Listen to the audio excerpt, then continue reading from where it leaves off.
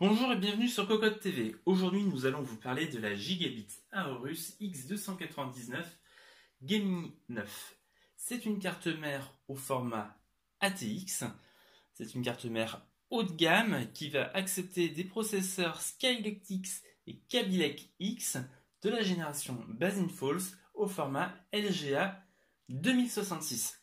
Sans plus attendre, voici le bundle.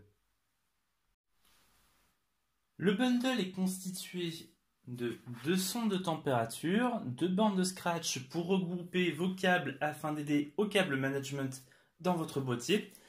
On dispose également d'un pont SLI HB pour augmenter les données entre 2 cartes graphiques. On a également une carte fille PCI Express x4 afin d'accueillir un SSD en M2 qui sera sous un radiateur en aluminium avec la marque Aorus. Également dans ce bundle, nous avons 4 câbles SATA 3, un petit module pour regrouper les câbles de votre boîtier afin de faciliter leur branchement sur la carte mère, une antenne Wi-Fi dual band, un DVD de pilote avec un manuel utilisateur, ainsi que 3 câbles pour le RGB. Et voici la carte mère elle-même. C'est une carte mère donc au format ATX, destinée à accueillir les processeurs Skylake X et Kaby Lake X au format 2066. Sur cette carte mère, nous allons trouver 8 ports de RAM en DDR4 pouvant monter jusqu'à 4400 MHz. Les ports de RAM seront en quad channel ou en dual channel selon le processeur qui équipera votre carte mère. Pour alimenter ce processeur, nous avons 9 phases d'alimentation qui sont surmontées d'un radiateur en aluminium avec un headpipe. Et également derrière, nous avons 2 connecteurs 8 broches pour alimenter le tout, ainsi que sur le côté, un 24 broches. Du côté du stockage, cette carte mère n'est pas en reste, elle est bien équipée. On va trouver deux connecteurs en USB 3.0, un connecteur en USB 3.1 et 2 connecteurs en USB 2 plus classiques.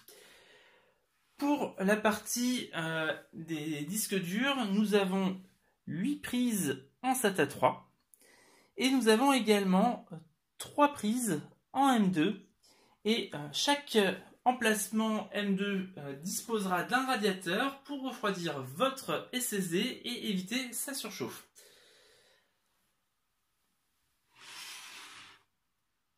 Du côté des équipements remarquables de cette carte, nous avons un débugger double affichage, ainsi que 4 boutons pour allumer la carte mère, faire un reset, passer en mode C ou en mode écho. Également, on peut constater des connecteurs pour brancher votre carte mère à des éléments RGB. D'ailleurs, le RGB, parlons-en, il est partout sur cette carte, vu que nous en aurons sur les ports de barrette de RAM et également au niveau des ports PCI Express sur le chipset de la carte mère, ainsi que au niveau de la connectique IOShield. Un petit mot sur le design. Cette carte donc est intégralement noire, plutôt sobre.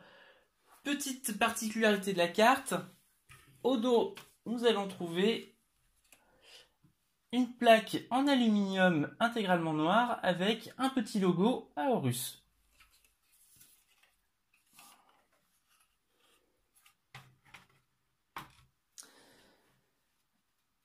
Sur la connectique IOShield, nous allons trouver un port PS2, 1, 2, 3, 4 ports USB 3.0, un port USB 3.1 en type C, 4 ports USB 3.1 en type A, 2 connectiques en gigabit Ethernet ainsi que 2 sorties pour la carte Wi-Fi. Toute la partie réseau, qu'elle soit Ethernet ou Wi-Fi d'ailleurs, est gérée par une puce Killers. Au niveau de l'audio, nous allons trouver 5 ports jack 3 mm 5 plaqué or ainsi qu'une sortie optique. Voilà, c'est tout pour cette Gigabit Aorus X299 Gaming 9. C'est une carte mère, donc comme on l'a dit tout à l'heure, plutôt haut de gamme. On va la trouver sur le web aux alentours des 580 €. Elle devrait satisfaire une majorité des utilisateurs. D'ailleurs, au niveau de son équipement, on peut dire que son positionnement tarifaire est plutôt correct. Juste un petit bémol au niveau de son bundle qui est peut-être un peu light. Notamment, on aurait peut-être bien aimé avoir un peu plus de câbles SATA. Voilà, je vous dis à très bientôt sur Cocotte TV pour de prochaines vidéos et sur cocotteland.com pour des articles complets.